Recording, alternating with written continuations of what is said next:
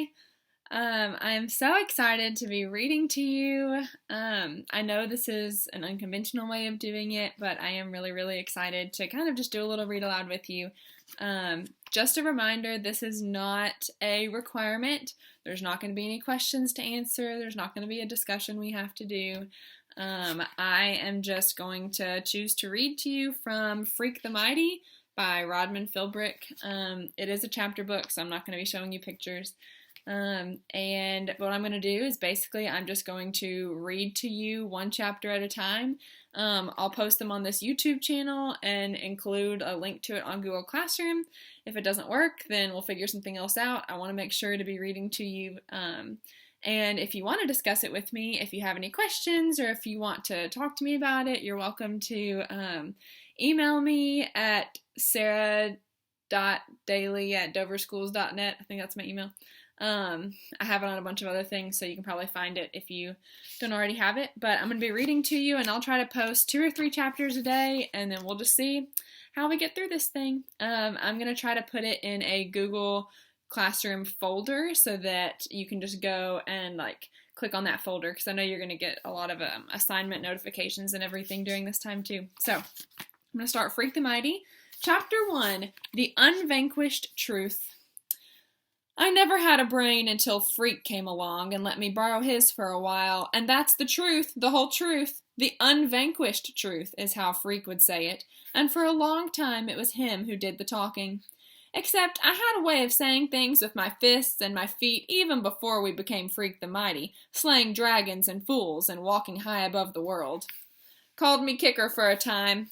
This was daycare, the year Graham and Grim took me over, and I had a thing about booting anyone who dared to touch me, because they were always trying to throw a hug on me like it was medicine I needed.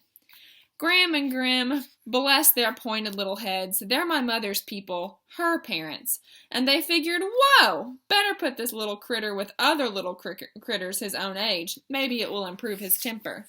Yeah, right. Instead, what happened? I invented games like kickboxing, and kick knees, and kick faces, and kick teachers, and kick the other little daycare critters, because I knew what a rotten lie that hug stuff was. Oh, I knew. That's when I got my first look at Freak, that year of the phony hugs. He didn't look so different back then. We were all of us pretty small, right? But he wasn't in the playroom with us every day. Just now and then he'd show up. Looking sort of fierce is how I remember him. Except later it was Freak himself who taught me that remembering is a great invention of the mind, and if you try hard enough you can remember anything, whether it really happened or not. So maybe he wasn't really all that fierce in daycare, except I'm pretty sure he did hit a kid with his crutch once, whacked the little brat pretty good. And for some reason little Kicker never got around to kicking little Freak. Maybe it was those crutches kept me from lashing out at him. Man, those crutches were cool. I wanted a pair for myself. And when little Freak showed up one day with these shiny braces strapped to his crooked legs, metal tubes right up to his hips, why, those were even more cool than crutches. I'm Robot Man, little Freak would go, making these weird robot noises as he humped himself around the playground. Like he had robot motors inside his legs, going and this look like, don't mess with me, man. Maybe I got a laser cannon hidden inside these leg braces. Smoke a hole right through you. No question, Freak was hooked on robots even back then. This little guy 2 feet tall, and already he knew what he wanted. Then for a long time, I never saw Freak anymore. One day he just never came back to daycare, and the next thing I remember, I'm in the 3rd grade or something, and I catch a glimpse of this yellow-haired kid scowling at me from one of the cripple vans.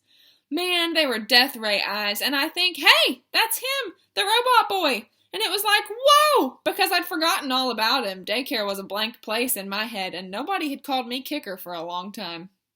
Mad Max, they were calling me, or Max Factor, or this one butthead in LD class called me Maxi Pad, until I persuaded him otherwise.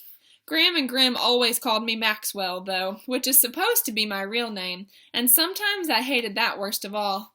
Maxwell, ugh. Grim, out in the kitchen one night after supper, whispering to Graham, had she noticed how much Maxwell was getting to look like him? which is the way he always talked about my father, who had married his dear departed daughter and produced eek, Maxwell. Grim never says my father's name, just him, like his name is too scary to say. It's more than just the way Maxwell resembles him, Grim says that night in the kitchen. The boy is like him. We'd better watch out. You never know what he might do while we're sleeping, like his father did. And Graham right away shushes him and says, "Don't ever say that, because little pictures have big ears, which makes me run to the mirror to see if it is my big ears which make me look like him." What a butthead, huh? Well, I was a butthead, because like I said, I never had a brain until Freak moved down the street. The summer before 8th grade, right? That's the summer I grew so fast that Grim said we'd best let the boy go barefoot. He's exploding out of his shoes. That barefoot summer when I fell down a lot and the weirdo robot boy with his white-yellow hair and his weird fierce eyes moved into the duplex down the block with his beautiful brown-haired mom, the fair Guinevere. Only a falling down goon would think that was her real name, right? Like I said. Are you paying attention here? Because you don't even know yet how we got to be Freak the Mighty, which was pretty cool, even if I do say so myself. So that was chapter 1 from Freak the Mighty.